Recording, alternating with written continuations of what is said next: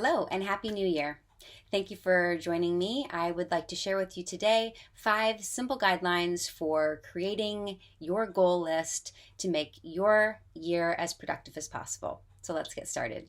My name is Holly Martin. I'm a professional organizer at Holly Help Incorporated, working out of Los Angeles, California.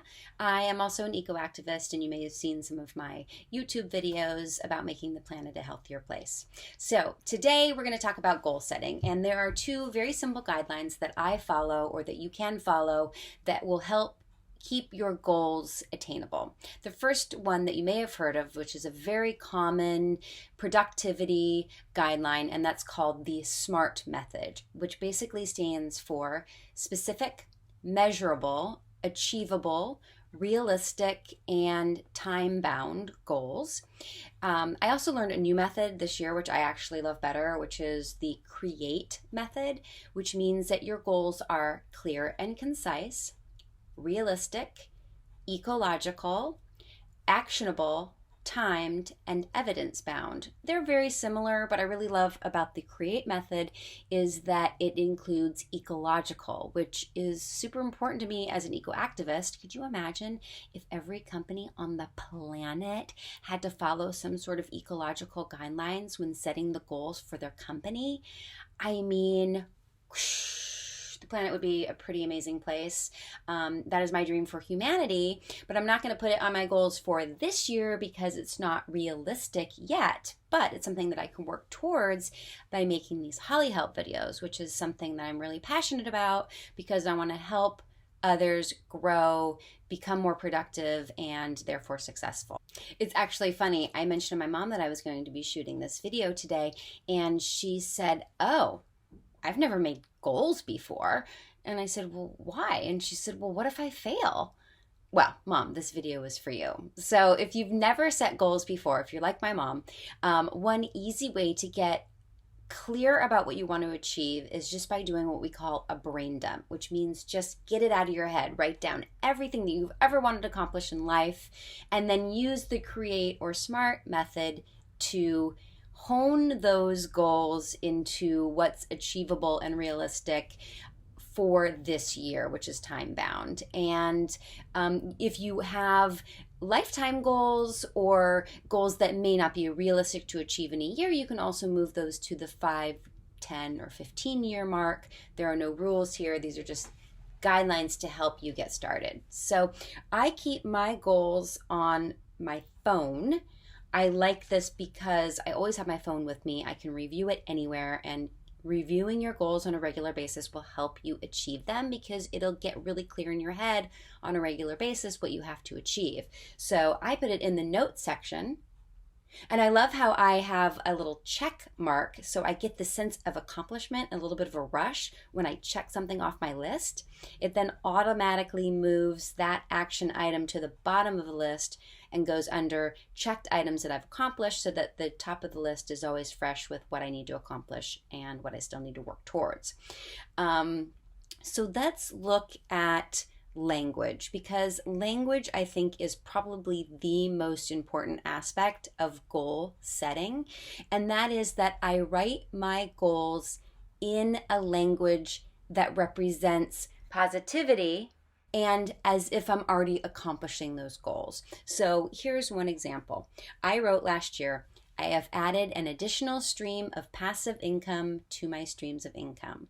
And for me, that meant investing, because I had never invested before, and it was something that was super daunting to me, but I was determined to add that stream of income. And so the steps that I took to achieve this goal were to increase my education, to do a ton of research. I started a list on my phone of companies to watch and to read up on, so that I was really clear about what I wanted to invest in when I started investing.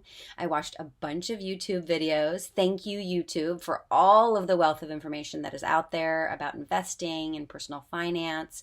And finally, by the end of the year, I downloaded I said that funny. I downloaded an app and I bought my first stock, and I am now the proud owner of a handful of stocks, and I intend to watch them grow this year and also add to my portfolio. So let's look at a goal that I set last year that I never reached and figure out why. And this is a little bit embarrassing, but the goal that I set last year that I did not reach was my house is spotless because I hired a cleaning professional whom I love. So, what's wrong with the way I wrote this? First of all, my house will never be spotless. That is unattainable, okay? I live in a farmhouse. There are 4 entrances and exits. People are always tracking in dirt. We don't take off our shoes because A, you walk in the front door and you want to immediately walk out to the garden in the back. There are 2 back doors, and I have animals. So the second a cleaning person leaves, somebody shakes their tail and there's fur everywhere. So I also decided that having a cleaning professional come on a regular basis for me was not cost effective because there were other goals that I wanted to reach in the financial and frugality sector of my list of goals. And I just decided that to be flexible with myself, that I did not need to have that on my goals list. So I have reworded that goal for this year, and it sounds like this. I keep my home consistently clean, and I've created deep cleaning milestones that I set throughout the year. Totally achievable, realistic, ecological, time-bound, evidence-driven. I then put a list on my phone for each month that I will create one set of deep cleaning goals. For instance, over the holidays, I took everything out of every drawer in my kitchen and wiped out the inside of every drawer. So my kitchen, although it's never going to be spotless because I do a lot of cooking, is a lot cleaner, and I will keep it consistently clean, but it's not going to be spotless. So realistic is really important when you're goal setting because and really looking at the language that you use. So I'm really happy about what I've accomplished and what I've written out. I'd love for you to share your ideas, write out some goals. You can even write in the notes section here, and we can talk about the language that you've used to create your goals, and I'd love to help you do that. And my biggest advice to you for this year, if you want to accomplish your goals, are in your education.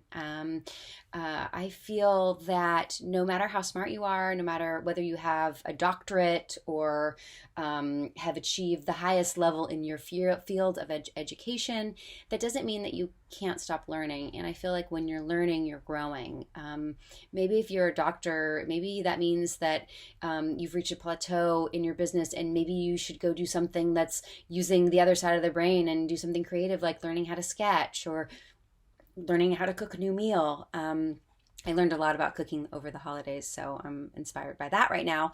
But always learning something new will also give you confidence, especially in your field. If you want to increase your education, you could maybe even charge more, add an additional stream of income, watch YouTube and learn more.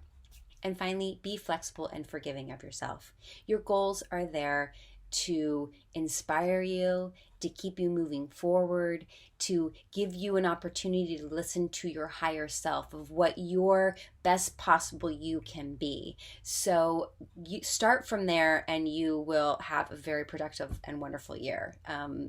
Thank you for watching. Please write positive and constructive comments below, and I look forward to returning with another Holly Help video soon.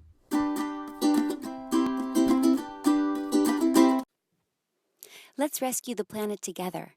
If you're interested in more Holly Help videos, please hit the subscribe button, and I'll see you next time.